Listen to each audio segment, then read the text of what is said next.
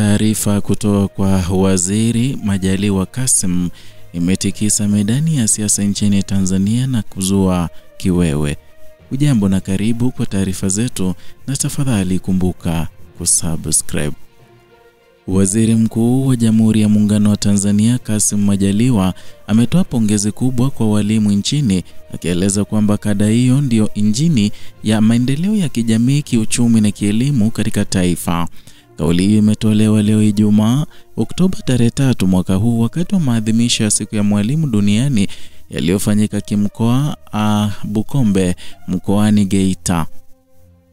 Katika hotuba yake, Majaliwa alibainisha kuwa mchango wa walimu hauwezi kupuzia kwa kuwa wao ndio wanaoandaa rasilimali watu yenye ujuzi, maarifa na maadili.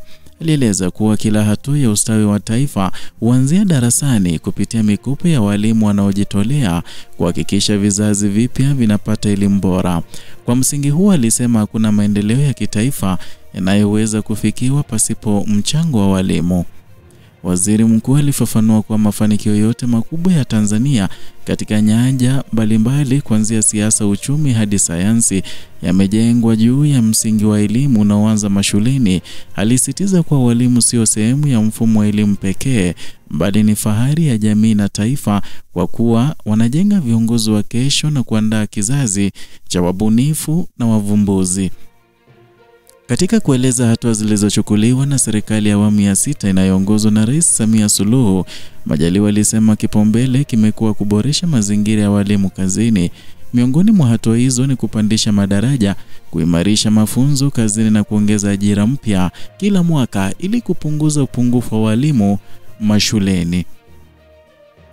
Takwimu kutoka kwa Geita zilionyesha mafanikio ya wazi ya sera hizo, ambapo idadi ya walimu imeongezeka kutoka 11,646 mwaka 2021 hadi 13,379 mwaka 2025, ongezeko la 14.8%.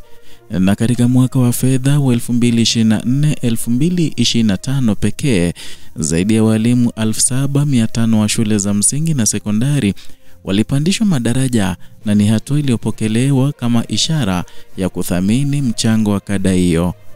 Aidha, Majaliwa alitoa maagizo kwa ofisi ya Rais TAMISEMI na ofisi ya Rais Utumishi kuhakikisha msawazo wa walimu unafanyika kwa ufanisi katika mikoa yote. Lengo kuu ni kuhakikisha kila shule inakuwa na walimu wa kutosha ili watoto wote wa Kitanzania wapate elimu bora na usawa bila kujali eneo wanalotoka na wanaloishi.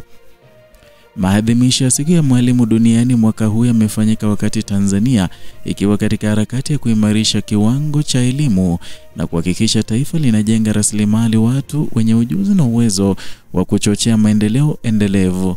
Kauli ya Waziri Mkuu imekuwa kumbusho muhimu kwamba walimu ndio msingi wa kila taifa na kwamba ustawi wa kizazi kijacho unategemea ubora wa walimu wanaopokea darasani.